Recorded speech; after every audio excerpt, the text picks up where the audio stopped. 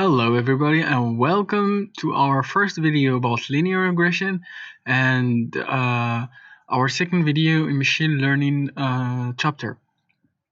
So what I want to say at the beginning of this video is what are we doing in linear regression?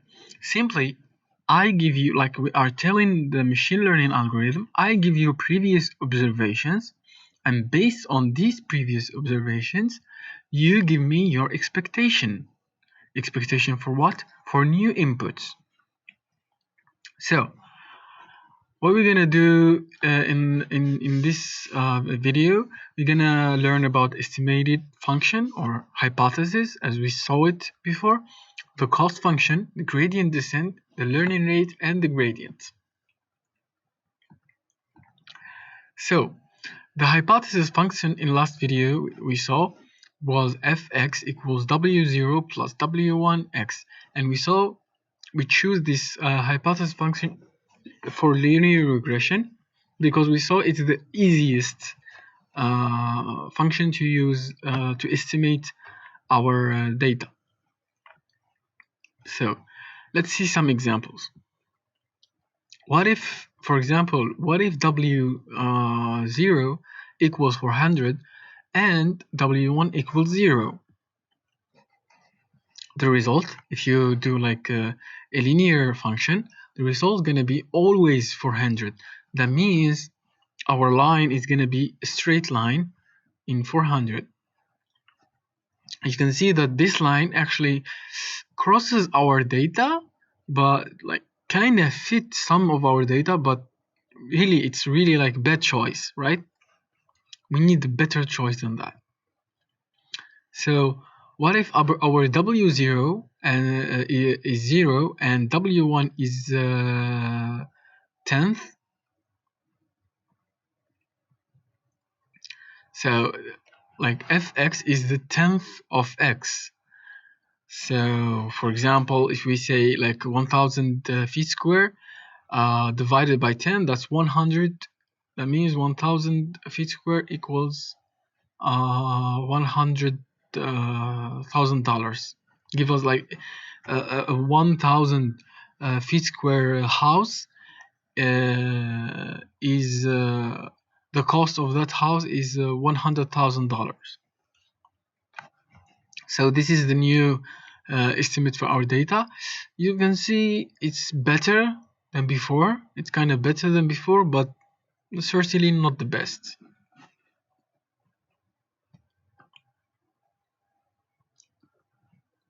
So what's the best solution? Simply, we choose a line where the sum of distances between the line and our data points observations is the lowest.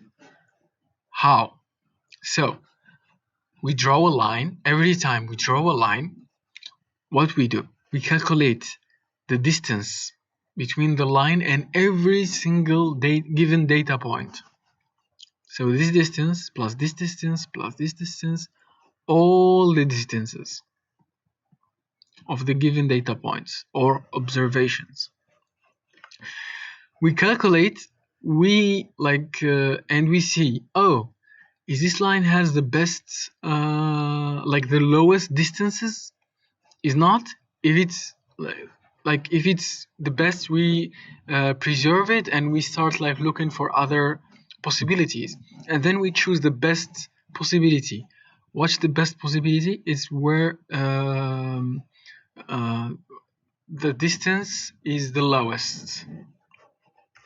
Seems rational, right? So yeah. So how we calculate the distances? That's simple. Just like we use what's called the cost function. It's just like the distance between every single point and our hypothesis function. So repeat again before moving to the next slide. We draw a line. We calculate the distances, calculate them together, and then we draw another line, like for example like this, and we calculate the distances together and we compare. like we draw many lines, like maybe 100,000 lines if you want, 100,000 lines, and we calculate all the distances, and the line that has the lowest sum of distances, that's our line. That's the hypothesis function that we're going to use. So what's the cost function? The cost function that we need to calculate to know the distances for every given observation is observation xy is f of x minus y squared. It's exactly what we saw here. This is f of x. This is the y's, the given y's here. So here, like 150,000. Like here, we get the distance from here, like for like roughly 100,000 minus 150,000. Then a little bit more than 100,000 minus 300,000, and so on. And after calculating all this distance, so this is the cost function that we use. After calculating all these distances, we divide it. Actually, we divide, as you see here, by the number of the given examples. For example, here we go back to our example: 1, 2, 3, 4, 5, 6, 7, 8, 9, 10, 11, 12, 13, 14, 15, 16. We have 16 examples. So we divide, after we calculate all the distances, we divide by 16 to get the mean, like on average, the distance on average. To generalize it over all the data set of the size m. So the size m, that in our example, our given example, the size m is 16. So the given cost function, this is our cost function, and you need to remember this like very well because it's very important. So we just calculate all the distances, we put it square, and we divide by the number of given observations, aka examples. And we do that. This is not to the power. This is actually x, for example, x1, the example 1, example 2, example 3, and so on. This is not to the power. So we call it j of w. Why j of w? Why not j of x, for example? Because here, as we saw, the function is fx equals w0 plus w1 multiplied by x. So we are already given the x. We are just changing the w0 and w1. We keep changing w0 and w1, and like while changing w0 and w1, this line is changing the direction. So for example, we change a little bit w0 and w1, it becomes like that, and then it becomes like that, and then it becomes like that, and then it becomes like that, and every time we calculate the distances. So it's the cost function jw is dependent on w. So we change the w. When I say w without 0 or 1, that means both of them, or you can call them parameters, and get a new line. So now our task got easier. Just find the smallest jw. Like we calculate all the given, every time we calculate the jw, we find the smallest one, or in other terms, minimize the jw. So yeah, now I'm gonna show you something I prepared to make it easier to understand. Actually, I programmed 3D model to make it easier for you. It's that, like, you don't need the code because it's just like an example. So yeah, let's start with the easiest one. This is kind of a little bit harder. Let's start with the easiest one. It turns out that the JW is given by because we are minimizing a line. So a line is a linear function. A line is a linear function, and that's what we are doing. We are minimizing a line. So it turns out that my computer got really slow. Sorry. Let me stop this to make it better. Yeah, it's because I'm recording. Anyway, it turns out that this is W0, and this axis is W1, and this axis is W0, and this is J of W. It turns out that the shape of the JW, if we model it in a 3D world, is like that, kind of like 3D bow shaped. So like we start by a random W0 and W1. For example, here you can see, for example, here we start using this like here, and then our goal is to step by step go down to the middle here, to the lowest. The lowest here, that means the lowest JW. So I told you this is JW, this is W0, and this is W1. So we want to go to the lowest possible point. It turns out that in linear regression it's easy. You just need to go from here to here. But if we are using another for example, as we saw, like quadratic function or any other function, it's gonna be harder to go. Why harder? You can see in this example, for example, this is a mountain, and someone asks you to go down to the lowest possible point in that mountain. If it depends on where did you start from. For example, if you start here, in your eyesight you see that this is the lowest, because you can see here the lowest is the darkest blue. So you see, oh, this is the darkest blue. So you go here, you go from this way and you go down and you go here. So this is the lowest possible point, which is right, true.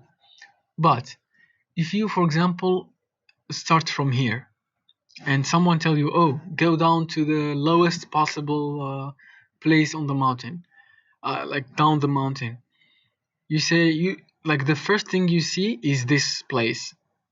You go here and it is the lowest, but it's not the lowest in all the shown area. It's only the lowest of the area that you can see.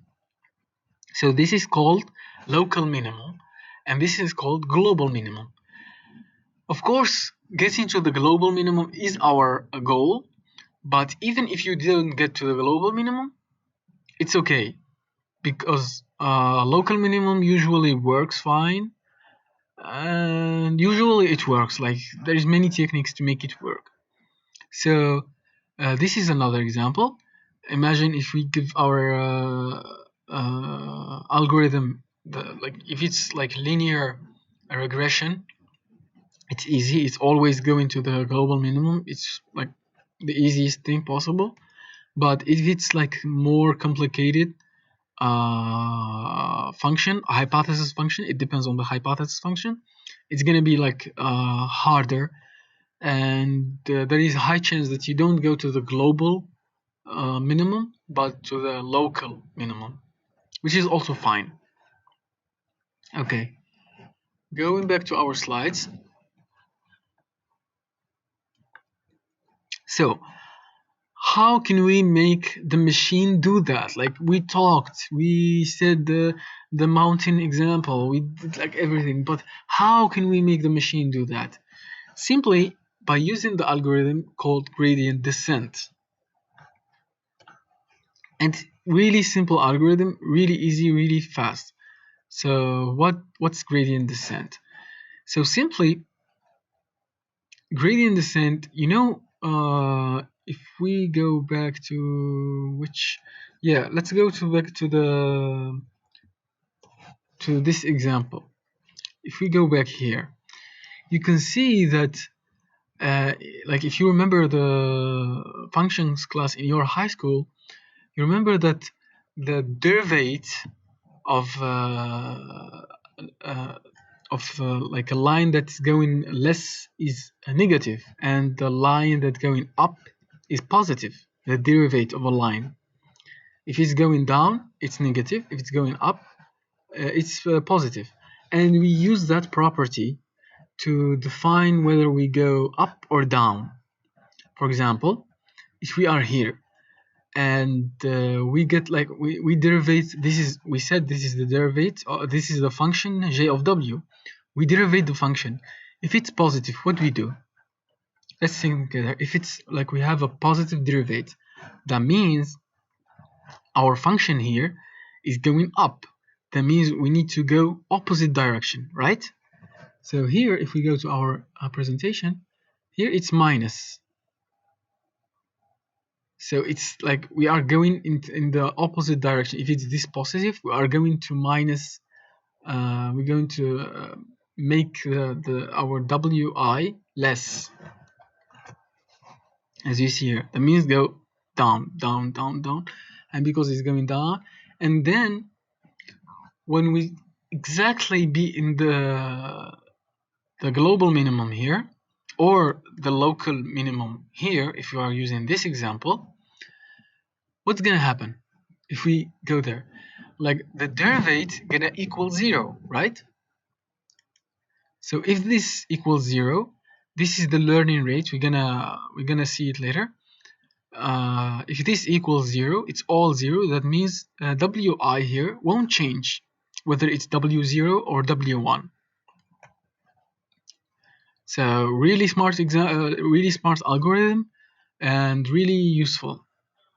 I hope you understand this, but if you didn't, don't worry. Like our goal of this course is to make you like build things.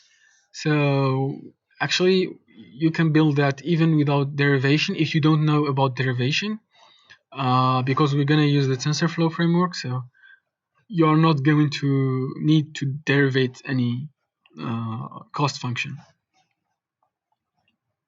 So the learning rate or learning step we're gonna learn in the next slide, and the n is the number of used parameters. In here, in like for now, we are saying w0 and w1, but later it's gonna be way more than that. So what's the learning rate? This is like a 2D example of our mountain example that I showed you in 3D, just to make it easier to understand. What if the learning rate is too small? If the learning rate is too small, like the learning rate represent the step or the size of the step. So if our step is too small, that means we're gonna multiply the derivative by like really small number. It's gonna be like really small. So we're gonna need many steps to go to the local minimum at least. In this example, 16 steps to converge. Going to the local minimum is called to converge. So we needed 16 steps. Another example, actually the same JW, but with different learning rate. So if the learning rate is too big, it's gonna like have a big step and then another big step. If it's here, what's gonna happen? We're gonna have a negative slope. This is gonna be like this was a negative slope, so it went down, and then here it's positive slope. So we want to go back, right? So it goes back here. So it goes back here, and then it jump here and jump here, and it never really converge. Like it starts like jumping, and never converge. Like we never get to this exact point. We just get here, and the algorithm never like really converge as we want to. So what's the solution? The solution is to make like just right learning rate. There is no like specific value, but you should like try and yeah, like it depends on your data and your task, like specific task. So if the learning rate is just right, we're gonna need just 4 steps in this example, just 4 steps and converge, not 16 steps and not overshooting. It's called overshooting when the learning rate is too big. What about the derivations? We saw that we need to calculate this derivation of JW according to the WI, that means W0 or W1 in this case.